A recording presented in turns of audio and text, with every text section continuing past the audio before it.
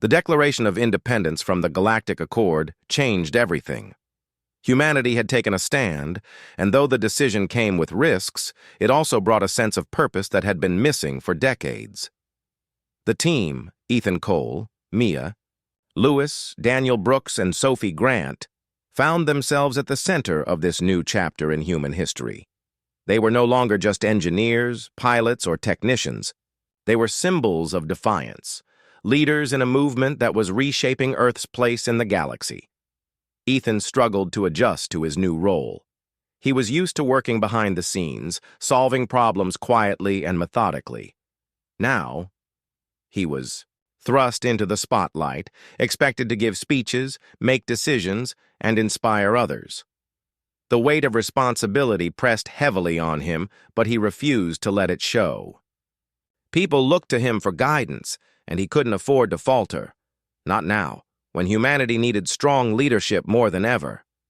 Mia embraced her position with fierce determination. She trained new pilots, teaching them how to fly combat missions and handle the advanced systems of the Phoenix fleet. Her confidence grew with each passing day, fueled by the knowledge that she was helping to build something bigger than herself. Yet even as she inspired others, she carried a quiet sadness. The isolation of deep space missions still lingered. In her mind, a reminder of the sacrifices they had all made. Daniel focused on strategy, expanding his plans to include not just defense but also diplomacy. He reached out to other species within the Accord, seeking allies who might sympathize with humanity's cause. It wasn't easy. Many viewed Earth's actions as reckless and dangerous, but Daniel's calm demeanor and logical arguments won over a few key supporters. These alliances, though fragile, provided much-needed resources and intelligence. Sophie continued to work tirelessly behind the scenes, ensuring the fleet remained operational and hidden when necessary. Her skills in hacking and data manipulation proved invaluable as she intercepted Accord communications and planted misinformation to protect their operations. Despite her crucial role, Sophie preferred to stay out of the limelight, content to support the team from the shadows. As the months passed, the resistance gained momentum. Factories across Earth ramped up production, building new ships based on the Phoenix prototypes. Scientists worked around the clock to develop technologies that would allow humanity to compete with alien advancements. Volunteers poured in from every corner of the globe, eager to contribute to the cause. The dream of self-reliance, once a distant hope, was becoming a reality, but progress came at a cost. The Accord tightened its grip on trade routes, cutting off access to vital materials and technology. Food shortages spread across certain regions, and tension rose among those who opposed the government's decision to break away. Dissenters argued that humanity wasn't ready to stand on its own, that the risks outweighed the rewards. Ethan and his team faced criticism from both inside and outside their ranks, forcing them to defend their vision at every turn. One evening, after a particularly grueling day of meetings, Ethan gathered the team in the common area of Eagle 2. The ship served as their temporary headquarters while they coordinated efforts across the growing fleet. Exhaustion lined their faces, but there was a glimmer of pride in their eyes. They had come so far, yet challenges still loomed ahead. "We're making progress," Ethan began, his voice steady despite the fatigue in his tone. "But we can't let our guard down. The Accord is watching us, waiting for us to slip up." Mia nodded, leaning forward slightly.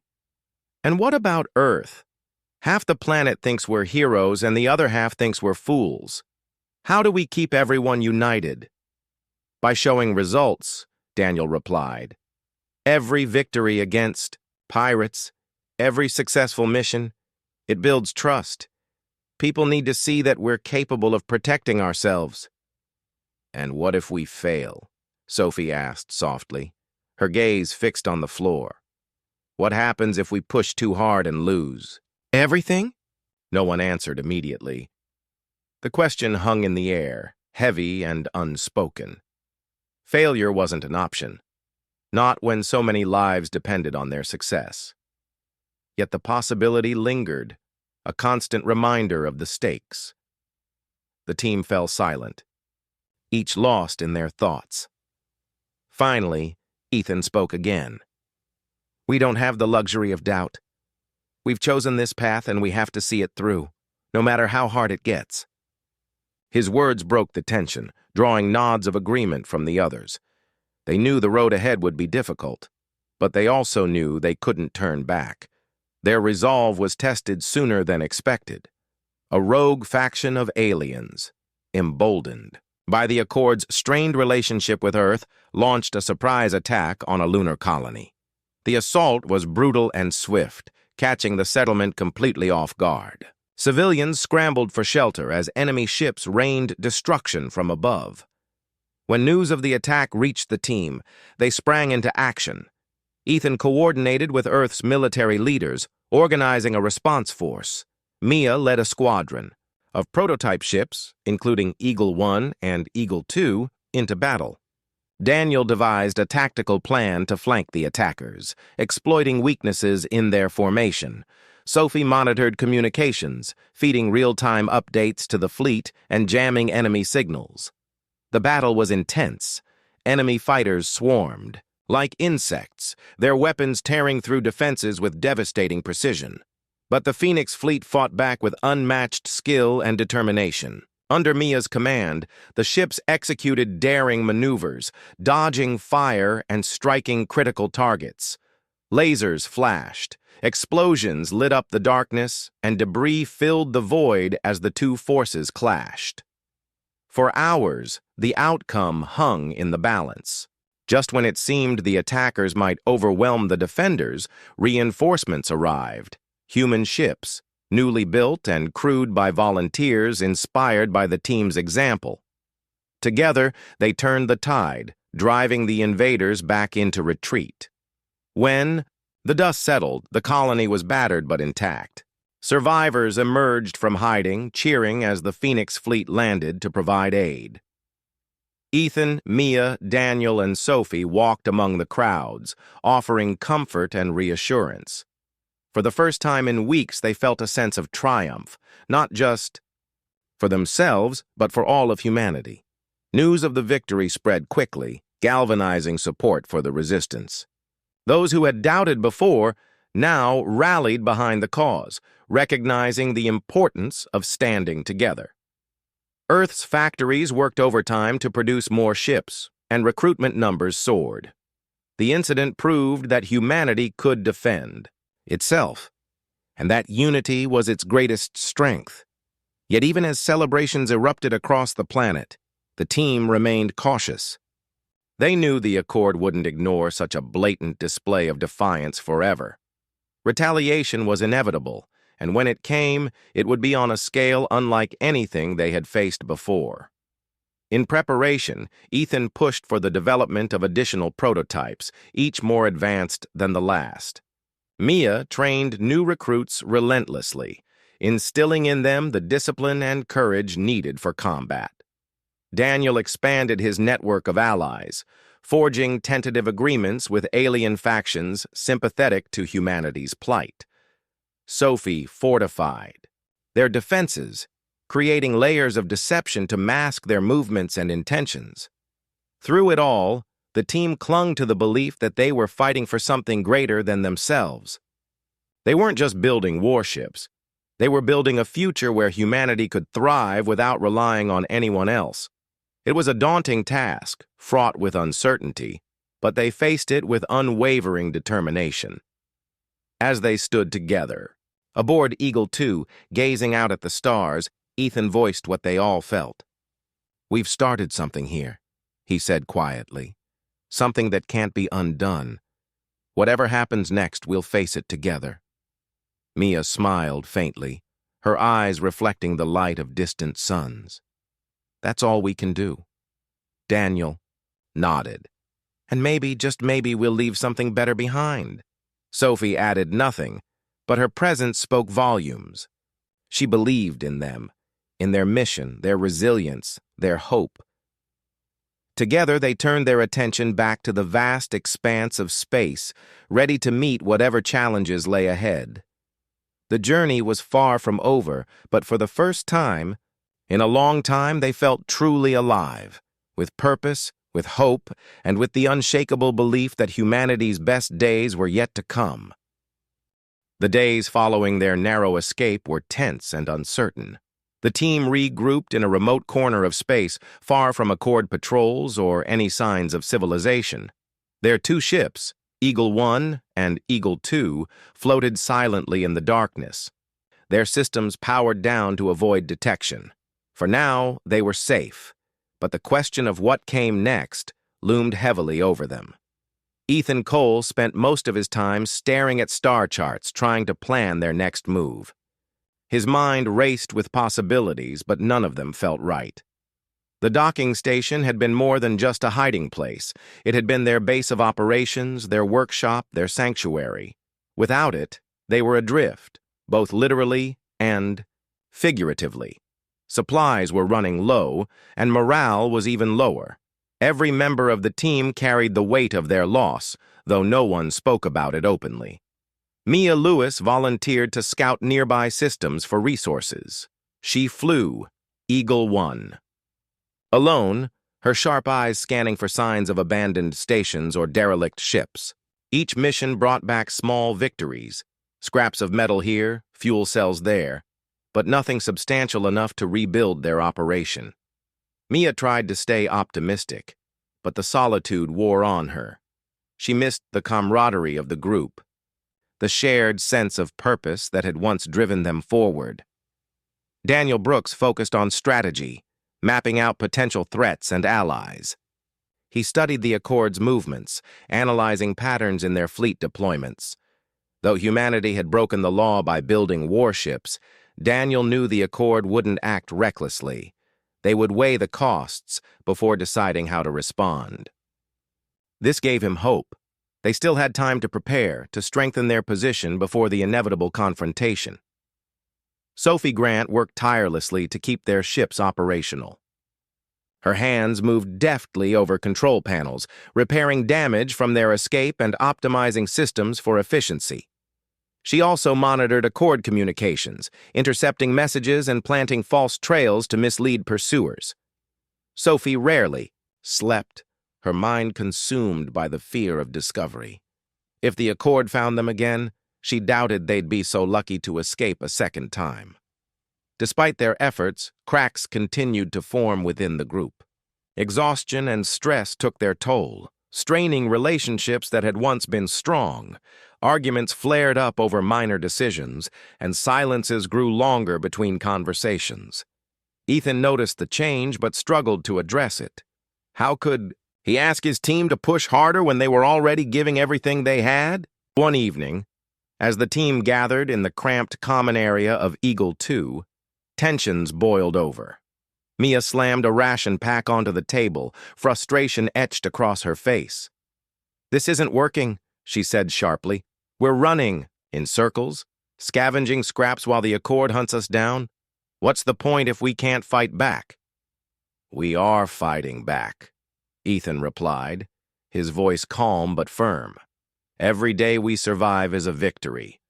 We're proving that humanity doesn't need the Accord to protect itself." "Surviving isn't enough," Mia shot back. "We need to show them we mean business. Otherwise, they'll crush us the moment they catch us."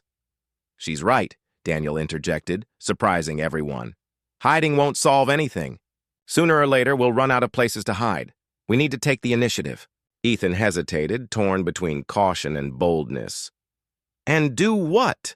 Attack an Accord patrol? That's suicide." "No," Daniel said, leaning forward. "But we could strike where it hurts. Pirates. Show the Accord that we're not just rebels.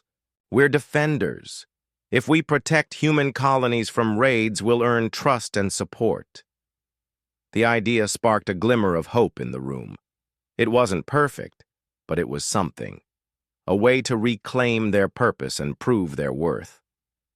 After a long discussion, the team agreed to try Daniel's plan. They would hunt pirates, using their stealth and firepower to ambush raiders targeting human settlements. Their first target was a notorious gang operating near Mars orbit. Known as the Crimson Blades, they preyed on merchant vessels and mining stations, leaving destruction in their wake. The Accord rarely intervened, dismissing such attacks as minor nuisances. To the team, this made the Crimson Blades the perfect opportunity to make a statement. Mia led the charge, piloting Eagle 1 into position, while Ethan followed in Eagle 2. Under cover of cloak, they tracked the pirates to a hidden outpost, nestled among asteroids. When the moment came, the two ships decloaked simultaneously, catching the raiders off guard. Lasers fired, engines roared, and chaos erupted as the team unleashed their full arsenal. It was over in minutes. The pirate ships were no match for the prototype's speed and firepower. Survivors fled into deep space, abandoning their stolen goods and damaged vessels. The team didn't pursue them. They weren't interested in slaughter, only justice. Word of the attack spread quickly. News outlets picked up the story, speculating about the mysterious ships that had single-handedly dismantled the Crimson Blades. Some claimed it was a rogue Accord unit. Others whispered about a secret human resistance. Regardless of the rumors, one thing was clear. Someone was standing up for humanity. Encouraged by their success, the team launched several more missions, targeting pirate factions across the solar system. Each victory strengthened their reputation and earned them allies among human colonies.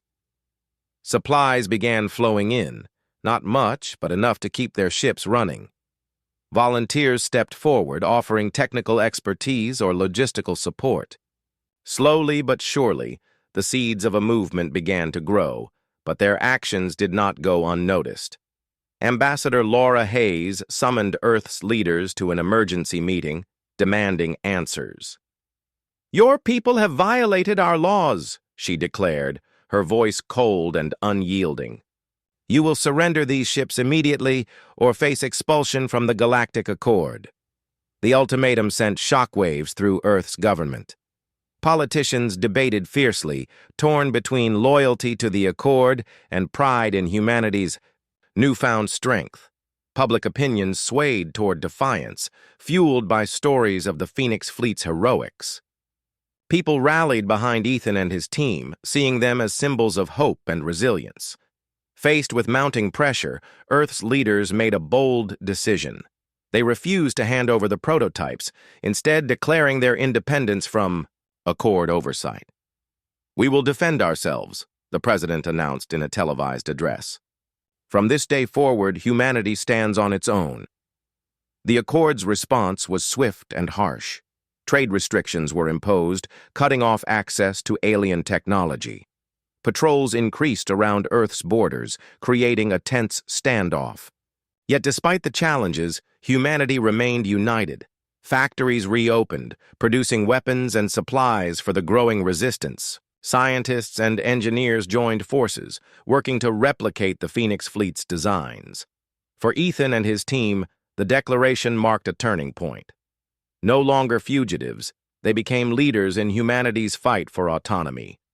They trained. New pilots coordinated defense efforts and inspired others to join their cause. The dream of self-reliance, once distant and fragile, now seemed within reach. As the months passed, the Accord grudgingly accepted humanity's defiance. Though relations remained strained, outright conflict was avoided. Earth proved itself capable of standing alone, earning begrudging respect from some corners of the galaxy. Looking back, Ethan realized how far they had come. What began as a desperate gamble had grown into something greater, a testament to humanity's ingenuity, courage, and determination. Together, they had forged a new path, one defined not by rules or fear, but by hope and freedom. And though challenges lay ahead, Ethan knew they would face them head-on. After all, they had already proven that sometimes breaking the rules was necessary to build a better future. The success of the first test flight gave the team a much-needed boost of confidence. but it also made them more cautious. They knew they couldn't afford to celebrate for long. The prototype, now officially named Eagle 1, was ready, but there were still many challenges ahead. Building one ship was hard enough. Creating an entire fleet would require even more resources, time, and secrecy. And with Ambassador Laura Hayes keeping a close eye on the shipyard, the risk of discovery grew with each passing day. Ethan Cole spent hours poring over plans for the next phase of their operation. He had already started modifying a second freighter, which he called Eagle 2. But progress was slow. The materials they needed were harder to come by now that the Accord inspectors were monitoring shipments more closely. Every order raised suspicion. Every delivery delayed added to their stress. Ethan's mind raced constantly, trying to find ways to outsmart the system without drawing attention. Mia Lewis continued testing Eagle 1, pushing it further with each flight. She explored uncharted areas of space, staying far from Accord. Patrols to avoid detection. Her missions weren't just about testing the ship, they were also reconnaissance trips. She gathered data on nearby star systems, mapping potential safe zones where the Phoenix fleet could operate once completed. Mia's skills as a pilot proved invaluable, but the isolation took its toll. Flying alone in deep space left her feeling vulnerable, and the constant fear of being spotted weighed heavily on her. Daniel Brooks focused on strategy, preparing for the day when the fleet would be needed. He studied reports of pirate attacks and skirmishes between alien factions, looking for patterns. His goal was simple: ensure that humanity would never again be caught off guard. Daniel devised dozens of battle scenarios, running simulations, to test how the prototypes would perform under different conditions. He worked tirelessly, knowing that lives might depend on his plans. Sophie Grant remained the backbone of the operation, covering their tracks and keeping the team one step ahead of the Accord. She intercepted communications, altered records, and planted false leads to mislead anyone who might investigate. Sophie's work was painstaking and exhausting, but she refused to let her guard down. If anyone slipped up, she knew she'd have to clean up the mess, and fast. Despite their efforts, cracks began to form within the group. The pressure of their mission was relentless, and the strain showed in small but significant ways. Conversations became shorter, sharper. Arguments broke out over minor details. Trust, once solid, started to fray at the edges. One evening, after another grueling day of work, Ethan snapped at Mia during a debriefing session. "You're taking too many risks out there," he said, pointing at the map of her latest flight. "Path. If you get caught, we're all done for." "I'm doing what needs to be done," Mia shot back, her voice rising. "You want me to sit here and do nothing while the rest of you tinker with engines? That's not going to win us this fight." "Winning isn't about reckless moves," Ethan retorted. "It's about being smart and hiding in shadows." "Forever isn't smart either," Mia countered. "We need to show the Accord we're serious, otherwise they'll keep walking all over us." Before Ethan could respond, Daniel stepped in. "Enough," he said firmly. "Fighting among ourselves isn't helping anyone. We're a team, remember? Let's focus on solutions, not blame." The room fell silent. Ethan looked away, guilt flickering across his face. Mia crossed her arms but didn't argue further. Sophie sat quietly in the corner, her expression unreadable. For a moment, no one spoke. Finally, Ethan sighed. "You're right." "I'm sorry, Mia. I didn't mean to sound like I don't trust you." Mia nodded reluctantly. "I know. Just try to understand where I'm coming from." As tensions eased, the team returned to work.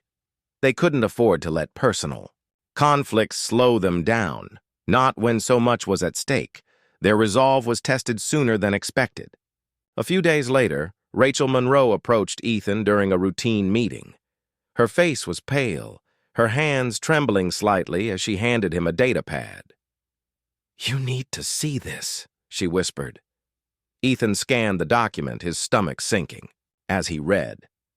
It was a report detailing unusual energy signatures detected near Earth's moon, a clear sign that someone had been operating ships in restricted airspace. The Accord hadn't traced the activity back to the docking station yet, but it was only a matter of time. "We've got a problem," Ethan told the others later that night. He explained the situation, his voice tight with worry. "They're on to us. If we don't move quickly, they'll find the docking station and everything we've built." Panic rippled through the group, but Daniel spoke up first. "Then, we accelerate the timeline. Finish Eagle 2 as fast as possible. Get both ships operational and ready to deploy." "But what about supplies?" Sophie asked. "We can't build anything without materials." "We'll improvise," Ethan said grimly. "Use whatever we have left. Scavenge parts if we have to. We don't have a choice." Over the next week, the team worked around the clock, barely, stopping to eat or sleep. Exhaustion blurred their vision, but adrenaline kept them going. Ethan stripped old freighters for spare parts, cannibalizing engines and hull plating to speed up construction. Mia ran supply runs under the cover of darkness, sneaking into abandoned stations to retrieve forgotten stockpiles. Daniel coordinated logistics, ensuring that every piece of equipment went exactly where it was needed.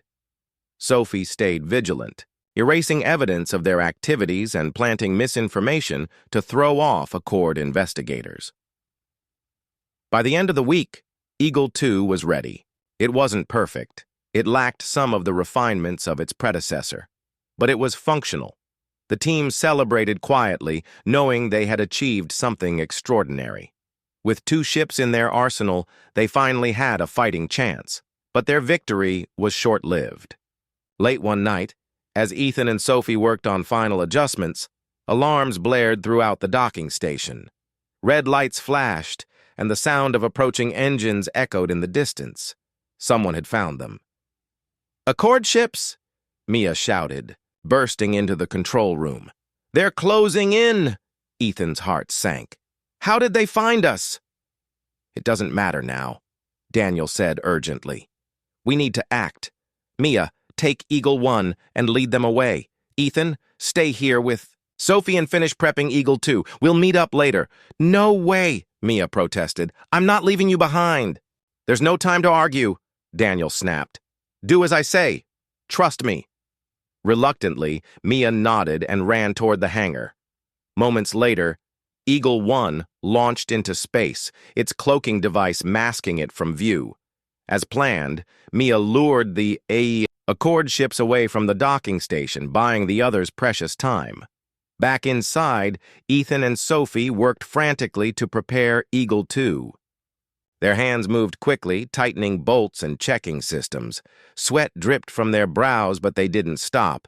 Finally, with seconds to spare, the ship was ready. "Let's go," Ethan said, grabbing Sophie's arm. Together, they raced to the hangar and climbed aboard Eagle 2. The engines roared to life as Ethan piloted the ship out of the station just as Accord forces arrived. Explosions rocked the facility behind them as enemy weapons tore through the structure. Mia rejoined them moments later, her ship reappearing from cloak. The 2 vessels fled together, weaving through asteroid fields and debris to evade pursuit. For hours, they pushed their ships to the limit, hearts pounding as they dodged fire and outmaneuvered their attackers. When they finally reached a safe zone deep in uncharted space, the team allowed themselves a brief moment of relief. They had escaped, but at a cost. The docking station was gone, along with much of their equipment and supplies. Worse, the Accord now knew that humanity had defied their laws. As they regrouped, Ethan addressed the group. "We've lost a lot today," he admitted, "but we've also proven something important. We can fight back. If we stick together, we can protect ourselves and maybe even inspire others to stand up for what's right." No one spoke for a long moment. Then Mia smiled faintly. "So, what's next?" Ethan met her gaze, determination burning in his eyes. "We keep building. Keep fighting, because if we don't, no one else will. And with that, the team turned their sights to the future, ready to face whatever came next. The team worked harder than ever after the Accord's inspection. The visit had shaken them all, but it also lit a fire under their feet. They knew they couldn't afford to waste any more time. If they were going to finish the Phoenix project, they had to do it quickly and perfectly. Ethan Cole spent most of his days buried in calculations and blueprints. His desk was cluttered with papers, tools, and half-empty coffee cups. He barely slept, driven by a mix of fear and determination. Every detail mattered now. One small mistake could give them away.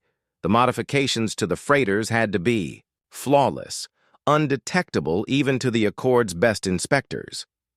Ethan's mind raced constantly, trying to think of every possible problem before it happened.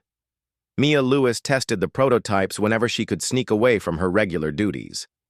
She pushed the ships to their limits, running simulations that mimicked real combat scenarios. Her hands moved deftly over the controls as she guided the vessel through tight maneuvers, dodging imaginary enemy fire. Each test flight gave her more confidence in the design, but it also made her more aware of its weaknesses. After each session, she reported back to Ethan with suggestions for improvement. Daniel Brooks focused on strategy. He studied maps of nearby star systems, identifying potential threats and planning routes for escape or attack. His experience with the Accord's military operations proved invaluable. He understood how their fleets operated, where they stationed patrols, and how long it would take them to respond to an emergency. Daniel used this knowledge to create contingency plans for the team, ensuring they would be ready for anything. Sophie, Grant remained the unsung hero of the group. While the others handled the physical aspects of the project, Sophie worked behind the scenes, covering their tracks. She erased logs, rerouted power usage reports, and planted false data to throw off anyone who might investigate. Her job was thankless but critical. Without her, the entire operation would have fallen apart long ago. Despite their relentless efforts, cracks began to show in the team's resolve. The pressure was relentless, and the constant fear of discovery weighed heavily on them. One evening, during a late-night meeting in their hidden storage bay, tensions boiled over. "We're not moving fast enough," Mia snapped, slamming her hand on a metal crate. "If we don't get this done soon, we'll lose our chance." "Do you think I don't know that?" Ethan shot back, his voice sharp with frustration. "I'm working as hard as I can, Mia, but rushing will only make things worse." "Maybe we should just tell someone," Sophie suggested hesitantly. All eyes turned to her, shocked by the suggestion. "I mean, not everything, just enough to buy us some time. Someone who can help without blowing the whole thing wide open." "No," Daniel said firmly. "We can't trust anyone else, not yet. If word gets out, we're finished." The argument went on for nearly an hour, with everyone voicing their fears and doubts. In the end, they agreed to keep pushing forward, but the strain between them lingered. It was becoming clear that the hardest part of their mission wasn't the technical challenges.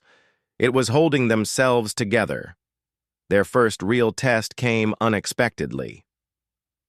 Late one night, as Ethan and Sophie worked on integrating the cloaking technology into the prototype, alarms blared throughout the shipyard. Red lights flashed, casting eerie shadows across the walls. Panic surged through Ethan's chest. Had they been caught? He grabbed Sophie's arm. "What's happening?" "I don't know," she whispered, her face pale. "But we need to hide, now!" They scrambled to conceal their work, shoving tools and papers into crates and pulling tarps over the modified freighter. Just as they finished, footsteps echoed outside the storage bay. Ethan held his breath, his heart pounding like a drum. 2. Their relief. The intruders weren't Accord officials. They were maintenance workers responding to a system malfunction. The alarms had been triggered by a faulty sensor, nothing more. But the incident left Ethan and Sophie shaken. They realized how close they'd come to being discovered. Afterward, the team decided it was time to move the prototype to a safer location. Staying in the shipyard was too risky. With Sophie's help, they identified an abandoned docking station orbiting Earth's moon. It was old and forgotten, the perfect place to continue their work undisturbed. Transporting the ship wasn't easy. They had to coordinate carefully, timing their movements to avoid detection. Mia piloted the prototype, keeping it cloaked as much as possible. Ethan monitored the systems remotely, making adjustments on the fly. Daniel and Sophie stayed behind at the shipyard, creating distractions to draw attention away from the operation. When the prototype finally reached the docking station, the team breathed a collective sigh of relief. For the first time in weeks, they felt a glimmer of hope. They were closer than ever to completing their mission, but their celebration was short-lived. A few days later, Ambassador Laura Hayes returned to the shipyard. This time, she came alone. Rachel Monroe escorted her to Ethan's office, her expression unreadable. "Ambassador Hayes wants to speak with you," Rachel said, closing the door behind her. Ethan forced a smile, though his stomach churned with nerves. "Ambassador, to what do I owe the pleasure?" Hayes sat down without invitation, her piercing gaze fixed on him. "I've been reviewing activity logs from this facility," she said calmly. "There are discrepancies. Fuel consumption, energy, usage, material shipments. Things don't add up." Ethan swallowed hard but kept his composure. Discrepancies happen sometimes. Machines break down, records get lost. You know how it is. Hayes leaned forward slightly. "Perhaps, but these discrepancies coincide with your recent projects. Care to explain?" For a moment, Ethan thought he was caught. Then he remembered Rachel's warning, "Stay calm. Stick to the truth as much as possible." "It's nothing exciting, Ambassador," he said, shrugging. "We've been running experiments on propulsion systems, trying to improve efficiency. That's probably why the numbers look strange." Hayes studied him for a long moment before nodding. "Very well, but I'll be keeping an eye on this facility. Don't make me regret trusting you, Mr. Cole." When she left, Ethan sank into his chair, trembling with adrenaline. He knew they had dodged a bullet, but for how long? That night, the team gathered at the docking station. The prototype stood before them, nearly complete. Its sleek design concealed the powerful weapons and advanced systems hidden beneath its hull. Cloaked, it looked indistinguishable from any other freighter floating in space. "It's ready," Ethan announced, his voice filled with quiet pride. "Time for the first real test." Mia climbed into the cockpit, her hands steady despite the weight of the moment. "Let's do this." With the push of a button, the engines roared to life. The ship lifted off smoothly, disappearing into the darkness of space. Ethan, Daniel, and Sophie watched from the control room, their hearts pounding as they tracked its progress. The test flight was a success. The prototype performed flawlessly, executing maneuvers that would have been impossible for a standard freighter. Its cloaking technology rendered it invisible to sensors, and its weapon systems fired with deadly precision. When Mia returned, her face was glowing with excitement. "It works," she said simply. "Better than we hoped." For the first time in months, the team allowed themselves to feel a sense of triumph. They had done the impossible. They had built a warship right under the Accord's nose. But they also knew this was only the beginning. The real challenge lay ahead, proving to humanity and to themselves that they were ready to stand on their own. The team worked tirelessly, their every move calculated to avoid suspicion. Ethan Cole led the group with quiet determination, his mind always racing ahead to anticipate problems before they arose. Mia Lewis tested each modification in secret, simulations, her hands steady on the controls as she pushed the prototypes to their limits. Daniel Brooks pored over tactical maps and schematics, ensuring that every design choice would serve a purpose in combat. Sophie Grant handled the most delicate task of all, erasing evidence of their work from the shipyard's logs and surveillance systems. Despite their efforts, the weight of secrecy began to take its toll. The team rarely spoke about what they were doing, even among themselves. Conversations were kept short and vague, often limited to technical details or logistical updates. They knew that one slip-up, a careless word overheard by the wrong person, could ruin everything. Trust was fragile, and paranoia lingered like a shadow in the corners of their minds. One evening, as Ethan reviewed the latest round of modifications, he noticed something troubling. A shipment of materials scheduled for delivery had been delayed without explanation. At first glance, it seemed like a minor inconvenience, but Ethan's instincts told him otherwise. He approached Rachel Monroe, his boss, under the pretense of checking inventory levels. "Hey, Rachel," he said casually, leaning against her desk. "I heard there's a delay on those alloy shipments. Any idea why?" Rachel looked up from her tablet, her expression unreadable. "It happens sometimes. Supply chains get disrupted. Why do you ask?" Ethan shrugged, trying to appear nonchalant. "Just curious. We've got some big projects coming up, and I don't want any delays." Rachel studied him for a moment before nodding. "Don't worry. It'll sort itself out." But Ethan wasn't convinced. Something about Rachel's tone made him uneasy. She hadn't asked which projects he was referring to, which meant she already knew or suspected what he was working on. Had she figured out their secret, or was she simply being cautious? Later that night, Ethan shared his concerns with the team during one of their clandestine meetings. They gathered in an unused storage bay deep within the shipyard, surrounded by crates and dim lighting. The air was cold, and the hum of distant machinery echoed faintly in the background. "I think we're being watched," Ethan admitted, his voice low. "Rachel knows something's off. She didn't press me on it, but I could tell she's suspicious." Mia frowned. "Do you think she'll report us?" "She hasn't yet," Ethan replied, "but we can't assume she won't. We need to move faster." Daniel nodded thoughtfully. "Agreed. If we accelerate production, we might be able to finish the first prototype sooner than planned. But we'll have to cut corners somewhere." Sophie raised a hand hesitantly. "What about security? If we rush, we risk leaving traces behind. Someone will notice." "She's right," Mia added. "We can't afford mistakes now, not when we're this close." Ethan sighed, rubbing his temples. "Then we'll have to find a balance. Speed up where we can, but stay careful. Sophie, double-check everything you delete. Make sure there's no trace left behind." The others murmured their agreement, though tension hung heavy in the air. Each of them understood the stakes. Failure wasn't an option, not when humanity's future depended on their success. As the days passed, the team grew bolder. They worked longer hours, taking greater risks to meet their accelerated timeline.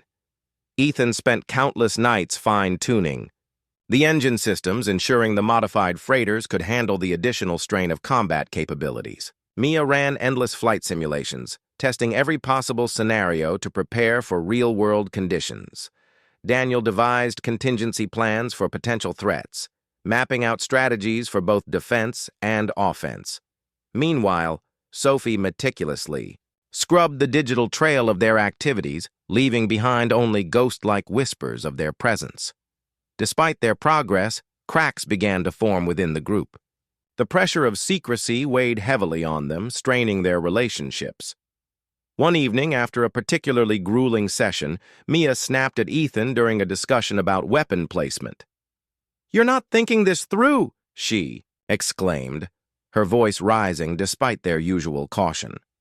"If we put turrets here, we'll compromise the ship's balance. Have you even considered—" "Of course I've considered it," Ethan interrupted, his frustration boiling over. "I'm the one who designed the damn thing, Mia. You think I don't know how important balance is?" Mia glared at him, her fists clenched. "Then maybe you should start acting like it."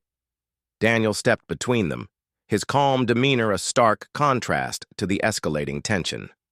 "Enough," he said firmly. "We're all tired." Arguing isn't going to solve anything. Let's focus on finding a solution instead of tearing each other apart. The room fell silent. Ethan took a deep breath, running a hand through his hair. "You're right," he admitted reluctantly. "I'm sorry, Mia, I didn't mean to snap." Mia hesitated before nodding. "Me too. Let's just keep moving forward." Though the argument ended, the unease lingered. None of them voiced it, but they all felt the same fear. That the stress of their mission might tear them apart before the Accord ever found out. Their breakthrough came unexpectedly. While reviewing old Accord records, Daniel stumbled upon a classified document detailing past attempts by other species to defy the warship ban. One entry caught his attention, a reference to a Zorathian engineer who had successfully disguised a warship as a mining vessel. Though the project had ultimately failed, the methods described offered valuable insights. "This could work," Daniel said excitedly, showing the document to Ethan. "If we adapt their cloaking technology, we might be able to hide the Phoenix fleet completely. Even if someone inspects the ships, they won't see anything unusual." Ethan's eyes lit up. "That's brilliant. Can we replicate it?" "It won't be easy," Daniel admitted. "But with Sophie's help, I think we can pull it off." Sophie nodded, already sketching ideas on her tablet. "Leave it to me. I'll figure out how to integrate it into the existing systems."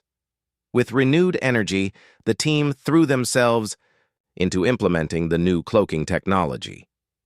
Progress was slow but steady, and for the first time in weeks, hope began to creep back into their hearts. Their optimism was short-lived, however. One morning, as Ethan arrived at the shipyard, he was greeted by an unwelcome sight, a delegation from the Galactic Accord. Ambassador Laura Hayes stood at the center of the group, flanked by several inspectors. Her sharp gaze swept across the facility, taking in every detail with practiced precision. Ethan's stomach sank. This couldn't be a coincidence. Something had tipped them off. Rachel intercepted him before he could retreat. "They're here for an inspection," she said quietly, her voice tinged with urgency. "Be careful, Ethan. Whatever you're hiding, make sure it stays hidden." He nodded, forcing himself to remain calm. "Thanks for the warning." As the inspection team moved through the shipyard, Ethan did his best to act normal. He answered questions politely, guided them through routine areas, and avoided drawing attention to himself. But inside, his mind raced. Were they on to him? Had Rachel betrayed them after all? To his relief, the inspectors found nothing suspicious. By the end of the day, they departed, leaving behind only lingering anxiety. Yet Ethan couldn't shake the feeling that this was far from over. That night, the team met once again in their makeshift hideout. Exhaustion lined their faces, but determination burned in their eyes. "We're running out of time," Ethan said grimly.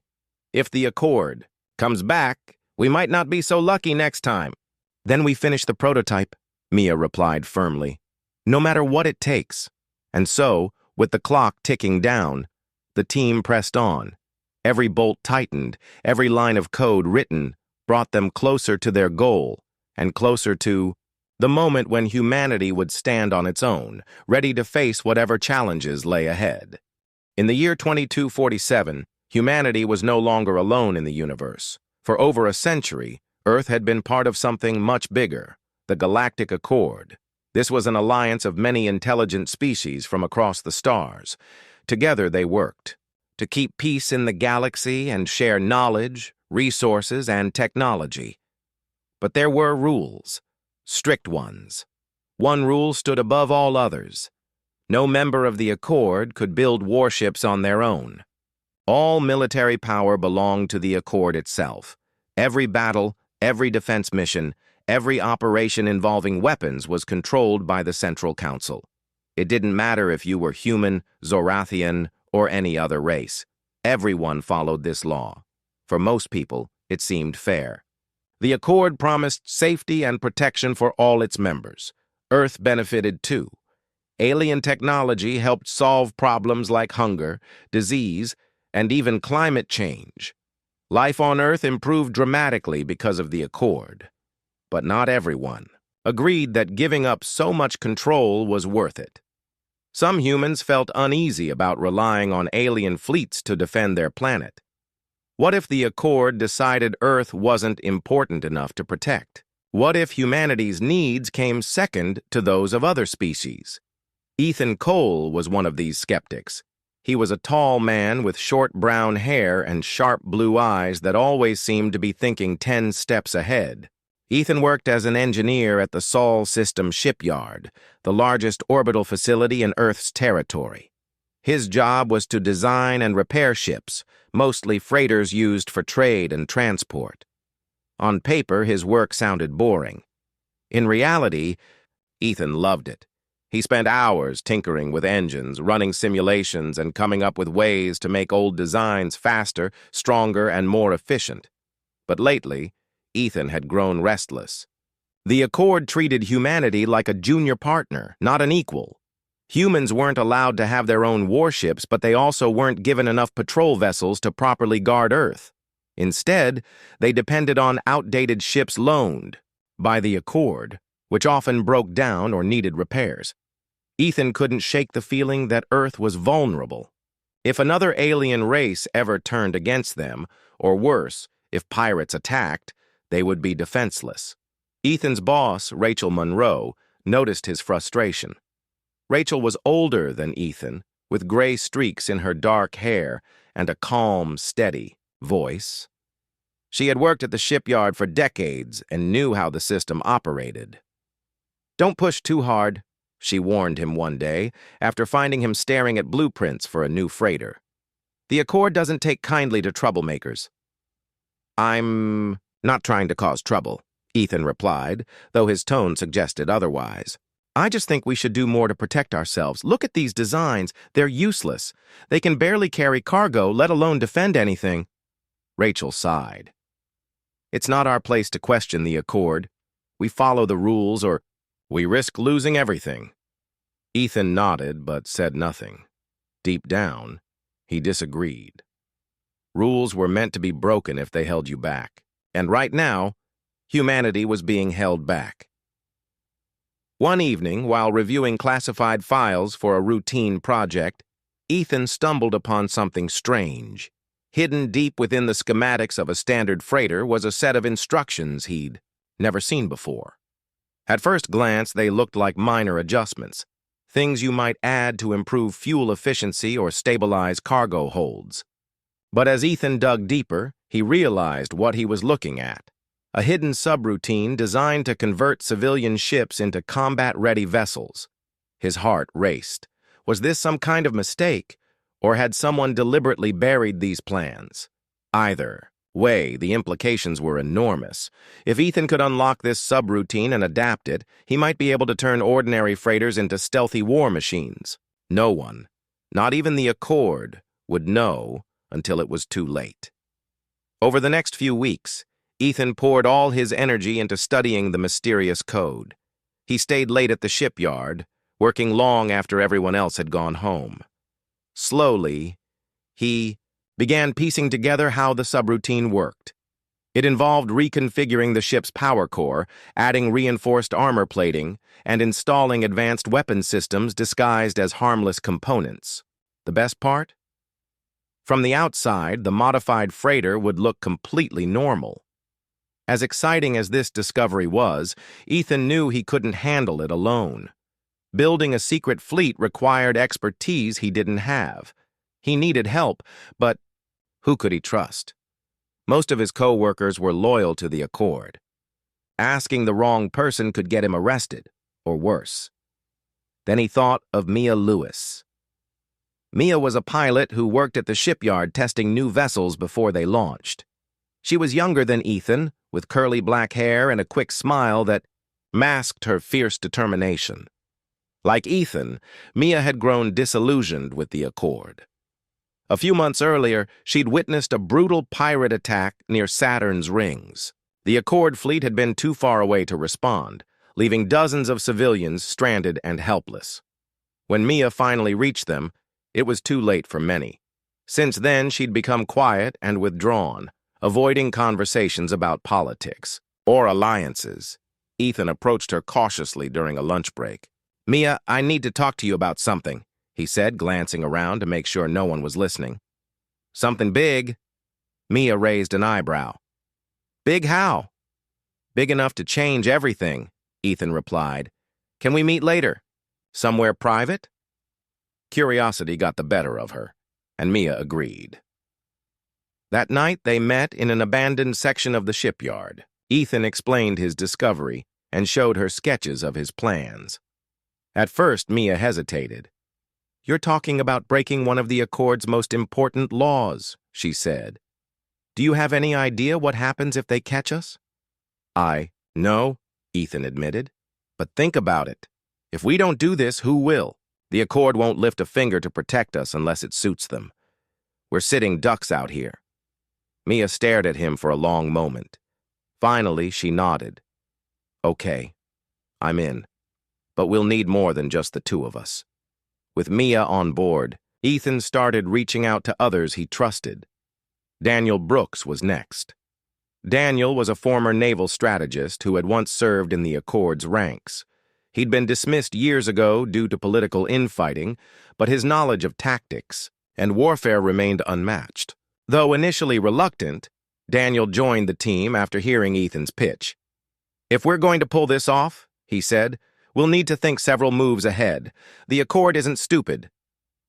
The final member of their group was Sophie Grant, a soft-spoken technician known for her ability to bypass even the tightest security systems. Sophie rarely spoke unless spoken to, but when she did, her words carried weight.